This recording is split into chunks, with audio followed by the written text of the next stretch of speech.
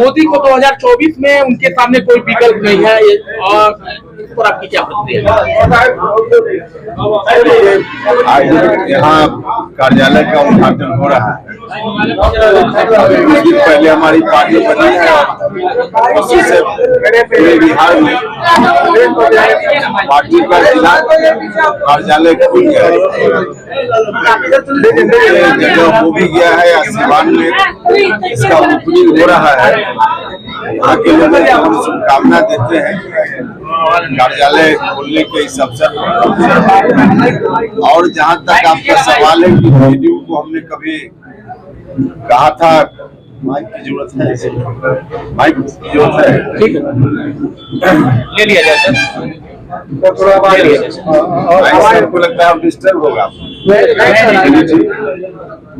हमने यह सच है कि एक बार नहीं बार बार कहा है कि जनता दल यूनाइटेड अब डूबती हुई नाव की तरह है।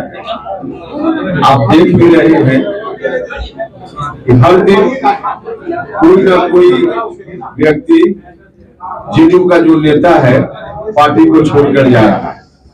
हर जिला में जा रहा है, राज्य में जा रहा है, सब जगह जा रहा है।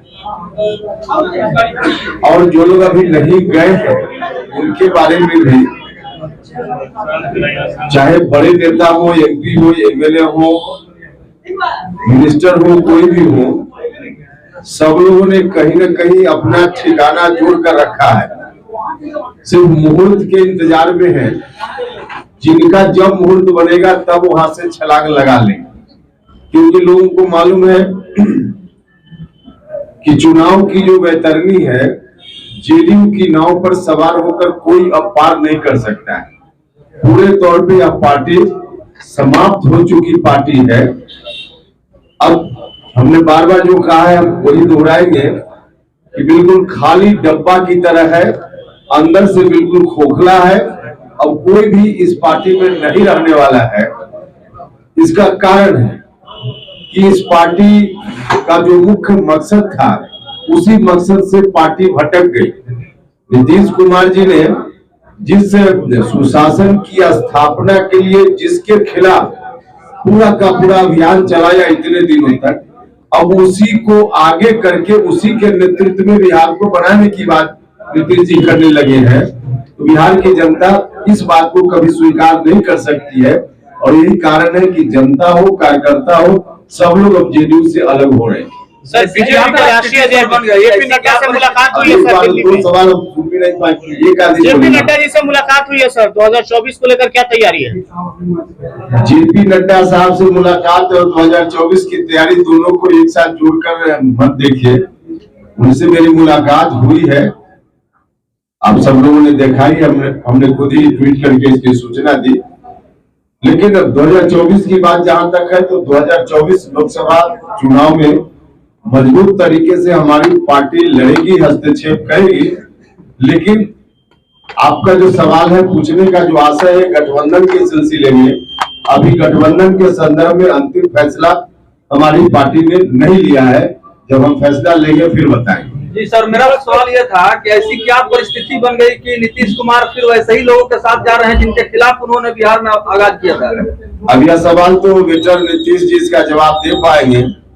लेकिन नीतीश जी समझ लीजिए कि अब उनके अंदर काम करने की इच्छा शक्ति ही समाप्त हो गई। और यह कोई आरोप हम नहीं लगा रहे, खुद नीतीश जी कई बार बोलते रहे। उन्होंने कई बार कहा है कि अब काम करने में मन नहीं लगता है, अब कितना काम करें। बाकी बिहार की जनता ने इतने दिनों तक उनको मौका दिया, अब मन नहीं लग रहा है। अब जिस व्यक्ति को मन नहीं लगे, मन विचलित हो जाए, उस व्यक्ति से इसी तरह का निर्णय होगा जो निर्णय उन्होंने कर लिया। तो विचलन के कारण, मन के विचलन के कारण उन्होंने ऐसा निर्णय किया। लेकिन ऐसा निर्णय करते हुए शायद गलतफहमी में नीतीश जी थे। इस निर्णय को बिहार की जनता स्वीकार कर लेगी और बिहार की जनता 2005 के पहले बिहार की बर्बादी के पीछे जो लोग कारण थे, उन्हीं के पीछे खड़ी हो जाएगी, ऐसा उनको लग रहा होगा। लेकिन अब इतने दिनों के बाद उनको लग गया होगा कि गलतफहमी के शिकार हुए हैं। सच में ऐसा नहीं। सर नीतीश कुमार के ड्रीम प्रोजेक्ट के तहत जो ब्रिज बनाया गया था वो गिर गया है सर्कल का, खूब विवाद हो रहा है, नीतीश कुमार से इस्तीफा मांगा जा रहा है। देखिए बिल्कुल, अब पुल पहली बार नहीं गिरा है, 2 बार गिर चुका, दूसरी बार इसके पहले भी गिरा, और जब गिरा था उस वक्त भी बड़ी बड़ी एजेंसी से जांच कराने की बात सरकार की ओर से की गई। जांच की रिपोर्ट के आधार पे अगर कार्रवाई होती तो दोबारा से पुल नहीं गिरता। मतलब उस पुल के गिरने में सिर्फ इंजीनियर जिम्मेवार नहीं है, पहली बार इंजीनियर जिम्मेवार रहे होंगे, लेकिन अब दूसरी बार गिरने में सिर्फ इंजीनियर जिम्मेवार नहीं है, उसमें एक तरह से कहिए कि सरकार जिम्मेवार है, क्योंकि सरकार ने एक बार ध्यान नहीं दिया, इसके चलते दोबारा ऐसी स्थिति बन गई।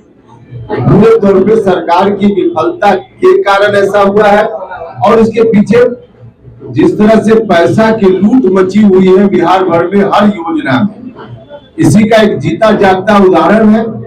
भ्रष्टाचार हर जगह है, पुल बनाने में पुल कमजोर बने कैसा बने इसकी कोई चिंता नहीं, कोई देखने वाला भी नहीं, बस पुल की जो राशि है उस पर जो खर्च होनी चाहिए उसको किस तरह से हम अपनी जेब में रख ले और उसका हिस्सा कहां कहां पहुंचाना पड़ता होगा लोगों को, तो इन कारणों से यह स्थिति बनी है।